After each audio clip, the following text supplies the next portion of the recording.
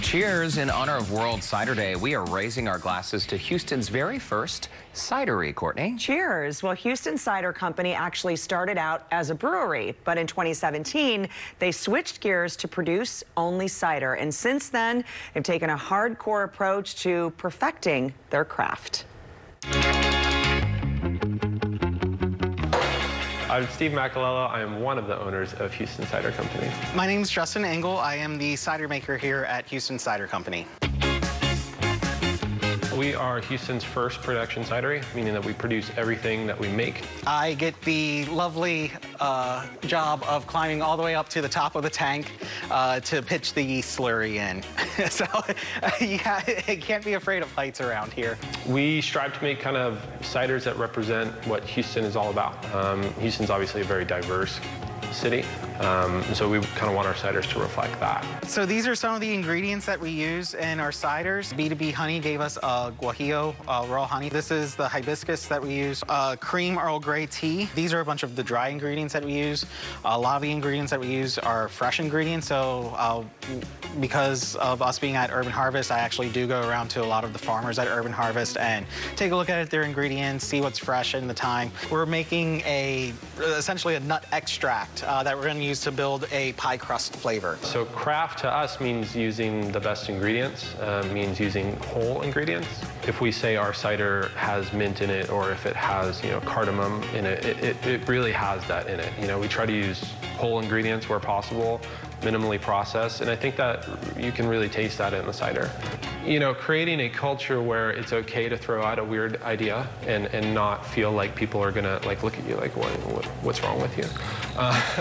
That's really important, because sometimes, the off-the-walls ideas will lead to, the initial idea might not be much, but it might lead to a really good final idea,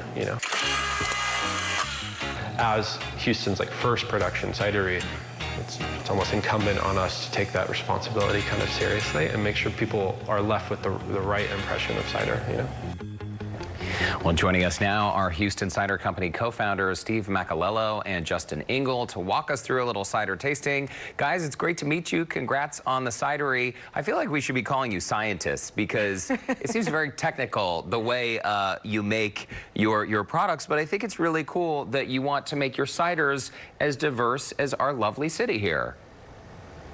Hi, guys. Yeah, thanks for having us. Sorry. We appreciate you being on the show.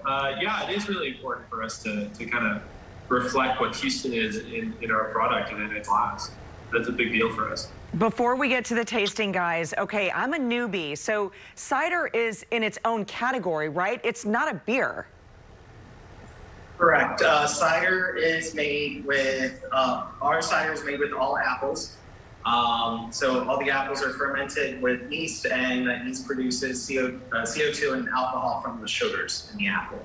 And then we have the joy of adding additional ingredients to make some of the flavors that you have in front of you. Well, and I was sipping a few of them during your story just now, so I will admit that. But what's really cool about each taste, you have really created something that is vastly different than anything I've tasted before. Let's get to the tasting. The first one is a bit dry, and you call this the OG of the Core 4. Yeah, that is, the dry is one of the first ciders I think we have ever made. And like its name says, it is on the dry side, which means that it doesn't have very much sugar in it at all. I think the 12-ounce can has about 2 grams of sugar in it, so it's pretty dry. And it is so light. I mean, again, I'm looking at this and I keep thinking it's going to be a heavy, sort of like a beer, and it's not like that at all. And you say this particular one pairs great with spicy foods like a Thai curry. I could see that for sure, cutting that spiciness. Yeah, exactly. It's got a lot of really kind of bright acidity to it. You're going to get some green apple notes in there, but at the end, as you swallow, you're going to get kind of it's going to leave your palate kind of clean and refreshed. And that really helps cut through any kind of spicy foods or any kind of rich fatty foods. Yeah, the green apple is definitely coming through. Let's move on to the second one. This is a cherry flavor. Yeah, so for the cherry, we use tart Montmorency cherries from Michigan. And the cherries themselves have a great flavor with them. It's very nuanced and complex. So a lot of our cider drinkers, they get some cinnamon notes and nutmeg notes, a little bit of like spicy notes with a really good cherry flavor. This reminds me of Thanksgiving. I mean, it's so flavorful. And the first thing I noticed about this too is how fragrant each and every one of these. We can smell them all. It's really incredible. And you say that the cherry pairs well with like an orange roasted duck or even a herbed roasted chicken. We're moving on now to this one called Singapore Sling. And this is a smaller batch, is that right? Yeah, that's one of our small batch ciders. Those are only available through our tap room, and we come out with a new one every week. Super cool. And the small batch, as you mentioned, at the tap room, if you want to get that handwritten label, which is super cool, people can buy the Core 4 ciders at H-E-B, Whole Foods, Total Wine, Specs. But again, only at the tap room can you get these small batches. What do you think, Courtney? This is so good. Walk us through the tasting notes really quickly of this Singapore Sling.